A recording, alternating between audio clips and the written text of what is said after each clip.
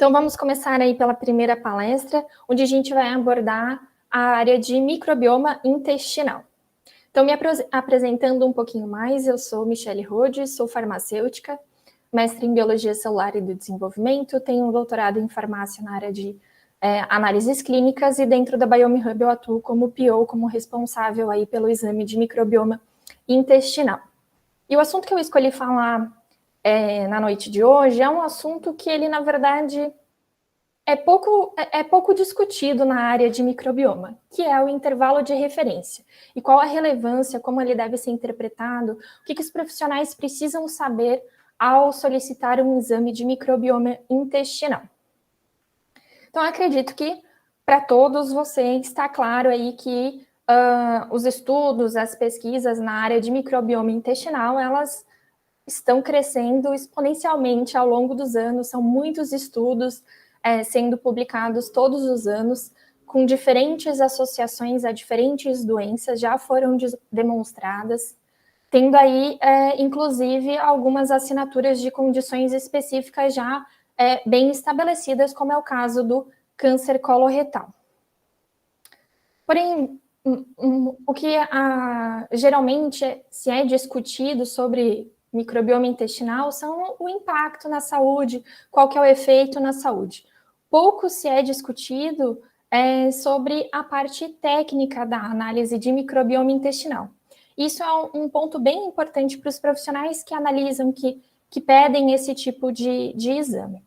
Então, o que a gente pode trazer de maneira resumida em relação às publicações que analisam a microbiota intestinal é que existe uma limitação em relação à falta de padronização metodológica. Então, isso acontece porque existem diferentes fornecedores, diferentes metodologias, diferentes laboratórios, sem necessariamente um guideline, um protocolo único a ser seguido para a análise do microbioma intestinal. Então, cada pesquisador acaba utilizando aí uma metodologia diferente ou analisando uma população diferente, a população do seu país, a população específica de uma condição. Então, essa falta de padronização metodológica nos trabalhos científicos, ela traz aí um cuidado, uma cautela ao se usar valores, seja valores de abundância, valor de diversidade que estão descritos na literatura. E aí, na aula de hoje, eu vou trazer um pouquinho sobre por que a gente precisa ter essa cautela e como que a gente interpreta esses valores. Então, vamos começar aí descrevendo um pouquinho quais são os fatores que impactam o microbioma. Aqui eu trouxe diferentes... Oi? Eu só vou te interromper um pouquinho, que o pessoal... tem algum que está vendo a tela bem pequena. Se vocês estiverem vendo a tela pequena de apresentação, é só clicar em cima da apresentação, vai aparecer um pinzinho assim. Aí vocês clicam nele, que aí a apresentação fica em tela cheia, tá? Se alguém estiver vendo a apresentação pequenininha. Desculpa, Mi, só para o pessoal conseguir ver melhor. Imagina, deixa eu ver aqui se conseguiram resolver o tamanho da tela.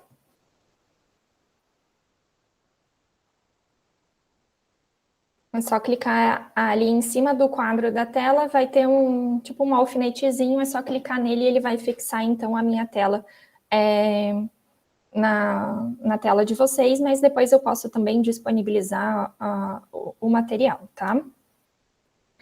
Então, voltando, eu vou começar essa parte de quais fatores impactam o microbioma para aqueles que vocês já estão aí familiarizados, vocês já conhecem. Então, tem várias características inerentes à população analisada que impactam o microbioma intestinal. Qual é a genética daquela população relacionada aí à etnia, qual que é a idade desse indivíduo, se eu estou falando de um recém-nascido, de uma criança, de um adulto, de um idoso, de qual país é esse indivíduo, se é de um país desenvolvido, se é de um país subdesenvolvido, qual que é o estilo de vida desse indivíduo? Esse indivíduo é fumante? Ele é sedentário? Ele pratica a atividade física? Ele tem uma atividade física que é extenuante? Como que é a alimentação dele? Ele tem alguma dieta? Ele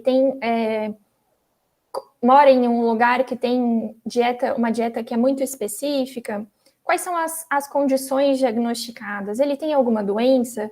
Ele tem algum sintoma? Como que é o hábito gastrointestinal desse indivíduo? Que medicamentos que ele utiliza? Esse paciente, ele faz uso recorrente de antibióticos? Ele usa algum inibidor de bomba de prótons? Ele usa metformina? Então, tem diferentes aí fatores relacionados à seleção da população que acabam aí interferindo e impactando o microbioma, os valores que são apresentados nos estudos científicos. Esse é um dos fatores que impactam os resultados de microbioma, mas existe um outro fator que ele é pouco discutido, que é relacionado à metodologia. Então, existem aí, vou agrupar esse processamento, essa metodologia em 3 grupos. Um primeiro relacionado à metodologia de coleta, como que essa amostra é coletada, como que essa amostra fica armazenada, ela fica à temperatura ambiente, ela fica refrigerada, ela fica congelada. Um segundo ponto relacionado ao processamento em si da amostra, então qual que é a metodologia utilizada para extrair o DNA dessa amostra, qual que é a sequência que a gente está avaliando, qual que é o tipo de sequenciamento. Eu estou olhando só para o 16S, eu estou fazendo uma análise metagenômica, estou olhando para o DNA de forma completa. Qual que é o pipeline, qual que é o protocolo de análise bioinformática. Então, a gente tem aí diferentes fatores que acabam impactando os valores descritos para a microbiota intestinal, né? Isso se aplica aos outros microbiomas também, mas aqui na aula de hoje eu vou trazer os exemplos mais relacionados ao microbioma intestinal. Então, eu vou começar a aula hoje. Eu selecionei um exemplo, que é um exemplo que eu acredito que a maioria de vocês vai conseguir trazer aí na memória rapidamente. Qual que é o valor de Firmicutes e de Bacteroidetes? Qual que é a abundância esperada de Firmicutes e Bacteroidetes na microbiota intestinal de um indivíduo? Então, vou deixar vocês com essa pergunta e a gente vai responder essa pergunta ao longo da aula, tá? Então, eu falei inicialmente que a gente tem 2 fatores aí impactando os valores. O primeiro são características relacionadas à população e o segundo são características relacionadas à metodologia. Então, eu vou trazer alguns exemplos do impacto desses 2 fatores aí nos valores da microbiota intestinal. No caso aqui, em relação a Firmicutes e Bacteroidetes. Então, eu selecionei alguns artigos. Esse primeiro artigo aqui é um artigo bem interessante. Ele analisou um grande número de pacientes saudáveis, pacientes com síndrome do intestino irritável e pacientes com doenças inflamatórias intestinais. São pacientes da Holanda e ele conseguiu aí identificar diferenças nesse perfil de microbiota em relação aos indivíduos. Nesse caso, nessa corte, foram analisados mais de 1.000 indivíduos saudáveis. E a abundância que esse estudo relata em relação a Firmicutes e Bacteroidetes é de 68% de Firmicutes e de 12,9% de Bacteroidetes. Os valores aí eu fiz uma continha de papel aí, quanto que seria o somatório Firmicutes e Bacteroidetes e quanto seria a razão Firmicutes / Bacteroidetes, né? Para a gente ter também outros parâmetros relacionados a esses 2 filhos. Então, nesse estudo aqui, o somatório seria, em média, aí, 81,3%. E a razão Firmicutes Bacteroidetes seria de 5,3%. Agora, vamos para esse segundo estudo. Esse estudo ele foi publicado em 2021. Ele foi realizado em 63 cidades lá da China para conseguir identificar aí as diferenças no perfil da microbiota intestinal dos chineses em diferentes locais do país. Então, foram analisadas a microbiota intestinal de 2.678 chineses, que se diziam saudáveis, de 63 cidades diferentes. E os resultados encontrados nesse estudo mostraram que a média aí de Firmicutes ficou em 55,3 e a média de Bacteroidetes de 22,9. Fazendo também de novo uma continha aí no papel, o somatório de Firmicutes e Bacteroidetes seria de 78,2 e a razão Firmicutes Bacteroidetes de 2,4. Um outro ponto interessante de se analisar, vocês conseguem ver meu mouse? Sim, dá para ver. Sim. Um outro ponto interessante de se analisar nessa imagem aqui é que a gente consegue ver aqui a abundância de Firmicutes em cinza, a abundância de Bacteroidetes em verde. Então, a abundância de Firmicutes ao longo das 63 cidades, ela variou de algo próximo a 40 até próximo de 70. Enquanto Bacteroidetes, aí a gente tem de 40 até menos de 10% de abundância. Um terceiro estudo que eu trouxe aqui foi um estudo publicado em 2020. Nesse caso aqui, ele não analisou apenas indivíduos saudáveis, ele analisou indivíduos saudáveis e com diferentes doenças, para tentar encontrar aí marcadores associados à saúde e à doença. Ele analisou 3.409 indivíduos e observou que a abundância de Firmicutes variava entre 6% até 6% dessa microbiota intestinal, enquanto a abundância de Bacteroidetes variava de 0 até 90% dessa microbiota intestinal. E ele conclui que, majoritariamente, a variação ali biológica entre os indivíduos, ela está relacionada à alteração entre Firmicutes e Bacteroidetes, que representava aí 54% da variação biológica encontrada nesses indivíduos. Uma outra informação importante aqui sobre esse resultado é que ele fez essa comparação entre a proporção aí de Firmicutes e Bacteroidetes e um paralelo com o índice de alfa-diversidade. Então, ele se perguntou, a gente sabe que o índice de alfa-diversidade é um parâmetro associado à saúde intestinal, à saúde de maneira geral. Então, ele se perguntou, qual que seria aí a proporção entre Firmicutes e Bacteroidetes que está relacionada aos valores máximos de diversidade? E ele chegou à conclusão que uma proporção de 80% de Firmicutes e de 15% de Bacteroidetes estava associada a um valor máximo aí de índice de alfa-diversidade. De novo, fazendo uma continha de padaria e de Firmicutes e Bacteroidetes, eles representariam nesse estudo aqui 95% da microbiota intestinal. E eles representariam uma razão de Firmicutes por Bacteroidetes de 5,3.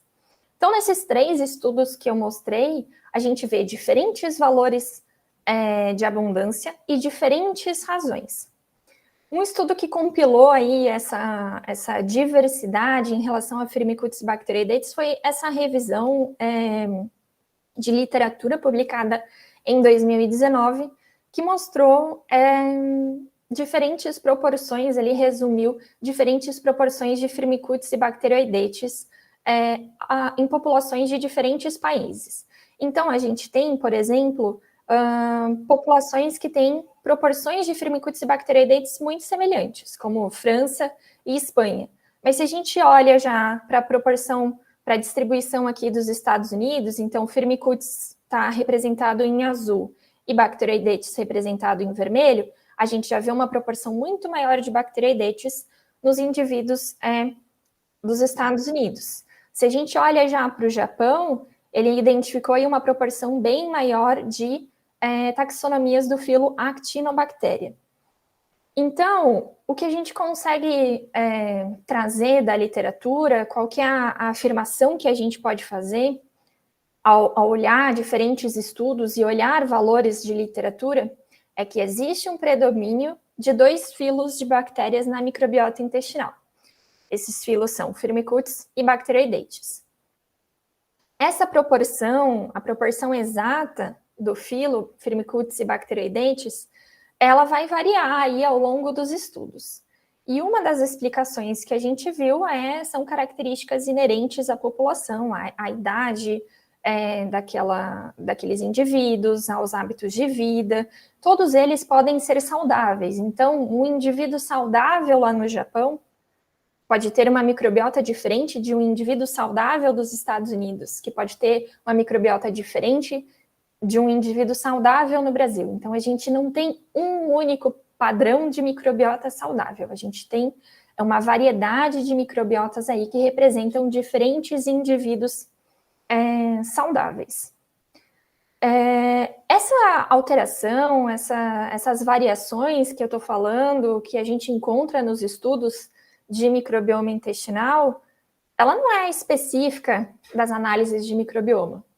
Diversos outros analitos, análises bioquímicas que vocês estão mais acostumados, elas também variam dependendo da população.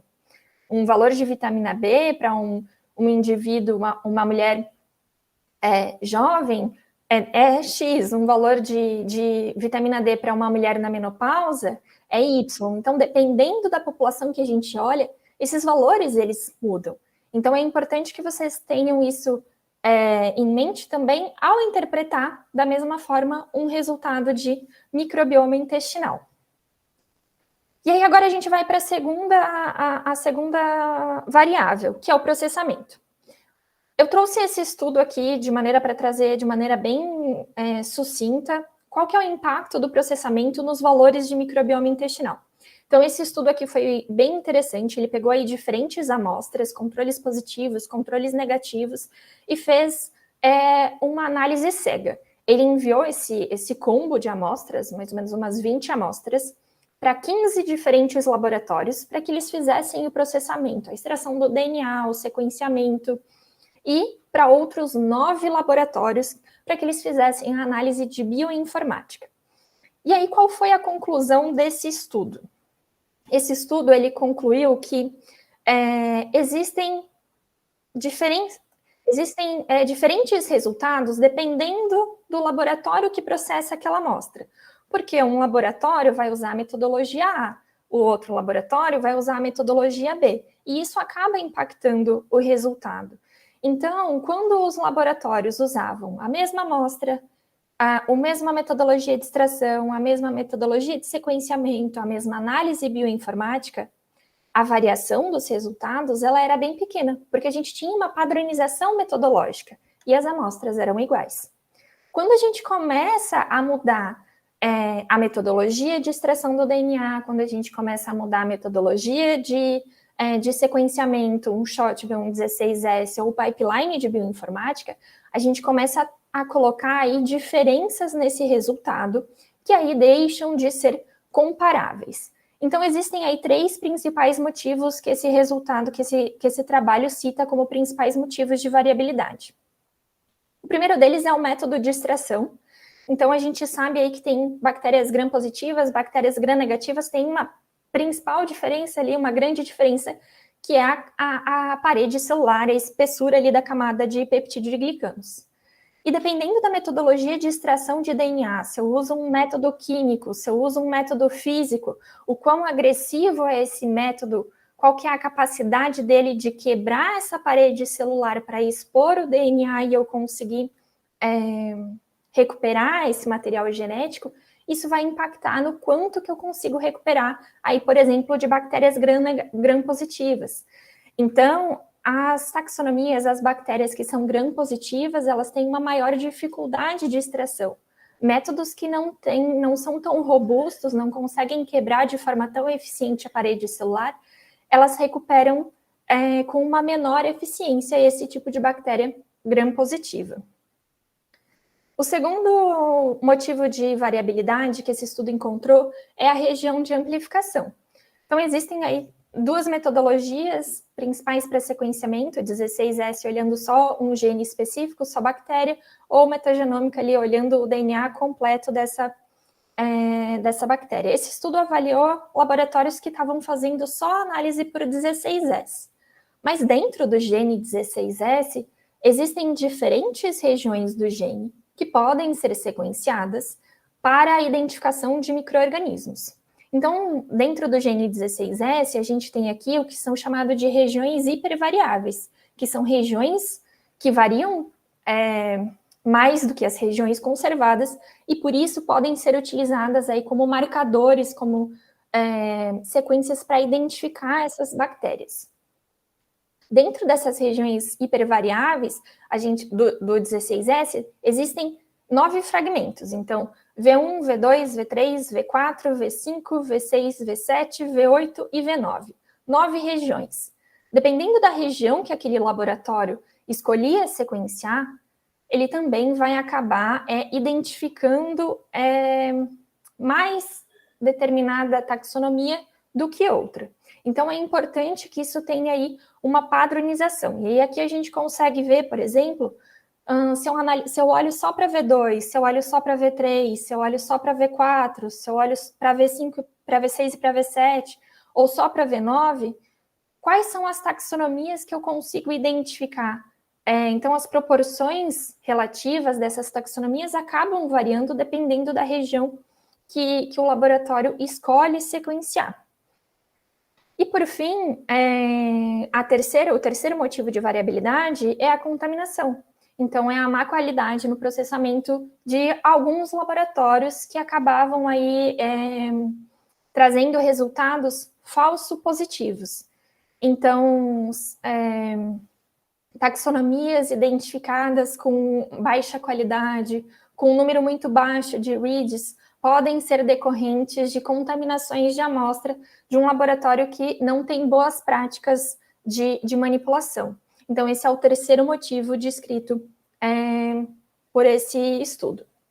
De novo, essas diferenças de metodologias impactando os resultados, ela não é exclusiva da análise de microbioma, ela pode ser encontrada também nos laboratórios bioquímicos. Então, se a gente vai analisar por cromatografia, se a gente vai analisar por um imunoensaio, por tubidimetria, dependendo da metodologia utilizada por aquele laboratório, o valor encontrado para determinado analito vai ser diferente. Então, agora eu pergunto de novo, volto àquela minha pergunta inicial. Qual que é o valor de Firmicutes e Bacteroidetes na microbiota intestinal dos indivíduos? Então, o que eu gostaria que vocês respondessem depois dessa minha breve explicação é que o valor depende da população que eu estou analisando e também depende da metodologia utilizada para essa avaliação. Então, essas variações, essas variáveis, é importante que vocês saibam que elas existem para a gente conseguir entender aí o título da minha aula, né? Qual que é a importância, então, do intervalo de referência? O intervalo de referência, ele vai servir, então, para te indicar qual que é o valor esperado de Firmicutes e Bacteroidetes para a população específica que a gente está analisando e com a metodologia utilizada naquele exame. Então, o que seria o intervalo de referência? Né? Vou passar aqui uma conceituação bem breve. A gente sabe que grande parte aí das decisões clínicas de vocês, de nutricionistas, de médicos, elas são decisões comparativas. Então, é um processo, né? É um processo de decisão comparativa. Então, vocês comparam o valor obtido daquele paciente com o valor ali do intervalo de referência, com o valor alvo daquele determinado analito, e aí tomam determinada decisão. Mas o que seriam esses intervalos de referência? Bom, de maneira bem simples, tentar fazer o mais simples possível, o intervalo de referência, ele é uma análise estatística, tá? Então, é uma análise estatística que vai representar os valores de uma população específica. Basicamente, aqui nessa imagem da direita, a gente tem o fluxo ali de pensamento de construção desse intervalo de referência. Então, a gente vai definir quais são os indivíduos e qual que é a população referência que a gente está estudando, e para isso a gente vai criar critérios de inclusão e critérios de exclusão. Então, eu vou definir se eu quero saber qual que é o valor de referência para mulheres grávidas. Eu quero saber qual que é o valor de referência para mulheres com osteoporose. Eu quero saber qual que é o valor de referência para crianças. Isso depende do analito, depende da relevância clínica daquele analito. Uma vez que eu defini qual que é a minha população de referência, eu então vou realizar um cálculo para definir qual que é a amostragem dessa população, que eu vou pegar para analisar, para gerar, então, esses valores. Uma vez definida essa amostragem, a gente vai, então, determinar os valores de referência, e esses valores de referência, eles vão, então, formar uma distribuição, porque os indivíduos, mesmo que saudáveis, eles podem ter aí diferentes valores, e esses valores vão estar distribuídos dentro de um range. Através dessa distribuição, a gente consegue, então, definir quais são os limites, qual que é o limite inferior, qual que é o limite superior. E isso vai nos dar qual que é o intervalo de referência. Então, nos laudos do Probiome, por exemplo, vocês conseguem encontrar os dados de distribuição da população de referência, que está representado aqui por as barrinhas coral e vermelho. Então, quanto mais vermelho, maior a frequência de pessoas na população de referência que tinha aquele valor. E quanto mais clarinho, menor a frequência de indivíduos da população de referência com aquele valor. E também o intervalo de referência. Então, o limite inferior e o limite superior de determinada taxonomia, de determinado parâmetro. Um ponto importante ao se analisar, sabendo agora, vocês sabem que o intervalo de referência ele é um método estatístico. Ele é um método estatístico. Isso significa que eu não estou olhando para um valor e dizendo isso aqui é o valor saudável, isso aqui é o valor normal, ou isso aqui é o meu objetivo, é o que eu espero encontrar. Então, a recomendação dos guidelines, por exemplo, é que para intervalos de referência não seja utilizado as denominações normal, usual, saudável, esperado. Isso por quê? Por exemplo, se eu tiver olhando a população lá dos Estados Unidos, eu sei que, epidemiologicamente, mais de 40% da população dos Estados Unidos tem obesidade. Isso está relacionado à saúde? Não necessariamente, mas, estatisticamente, ela vai estar representando aquela população. Se aquela população ela vai ser incluída ou não, depende aí do analito que a gente está analisando. Um outro exemplo, bem rápido. Clostridium perfringens é uma bactéria ali do filo Firmicutes que está relacionada a casos de gastroenterite causados por contaminação alimentar. Porém, é comum encontrar indivíduos com a presença dessa bactéria na microbiota intestinal e assintomáticos, indivíduos assintomáticos. Mesmo sendo usual, mesmo sendo esperado aí eu encontrar Clostridium perfringens em indivíduos assintomáticos, isso não necessariamente é um valor a ser buscado, porque a gente só está dando uma informação através de uma análise estatística, mostrando para vocês. Isso aqui é possível de encontrar. Qual a relevância clínica? Isso fica sob interpretação daí de vocês, do profissional de saúde, do médico, do nutricionista, porque são vocês que têm aí os dados clínicos, que têm todo o histórico daquele paciente e conseguem correlacionar as informações do quadro clínico com as informações do intervalo de referência. Trazendo um exemplo rápido para vocês, esses intervalos de referência, como a gente sabe que é um método estatístico de uma população específica, a gente consegue, por exemplo, gerar intervalos de referências para diferentes populações. O beta-HCG é um exemplo. Então, eu tenho intervalo de referência para uma população que não é grávida. Eu tenho intervalo de referência para uma população grávida. Aqui a gente está falando de mulheres. Eu trouxe apenas alguns exemplos, mas eu tenho um valor de referência também para mulheres na menopausa. Eu tenho um valor de referência para homens. Então, diferentes intervalos de referência podem ser utilizados para um mesmo analito. Um outro conceito importante, que talvez vocês estejam mais acostumados em relação aos exames bioquímicos, é que nem sempre os valores que são apresentados nos exames, nos laudos, eles são de intervalo de referência. Às vezes podem ser o que é chamado de limite de decisão médica, que é, por exemplo, o que acontece aí para os valores de colesterol, para os valores de vitamina D. Nesse caso em específico, a gente não está falando aí de um método estatístico de uma população específica. A gente está falando de um valor que indica realmente uma associação com uma doença. Então, os níveis de colesterol, eles foram recentemente atualizados aí para diferentes estratificações, baixo risco, médio risco, alto risco de desenvolver doença arterial coronariana. Então, é um valor que está associado ao desenvolvimento, ao risco de determinada doença. Pode ser, por exemplo, uma pessoa não saudável, uma pessoa que tem osteoporose mas ela não tem risco de doença arterial coronariana. Então, esses valores, eles são específicos de uma doença, enquanto o intervalo de referência, ele não é representativo de uma doença, ele não está representando saúde ou doença, ele está representando uma população de maneira geral. E aí, os laboratórios, né, existem aí diferentes guidelines que os laboratórios podem seguir para estabelecer esses diferentes valores de referência.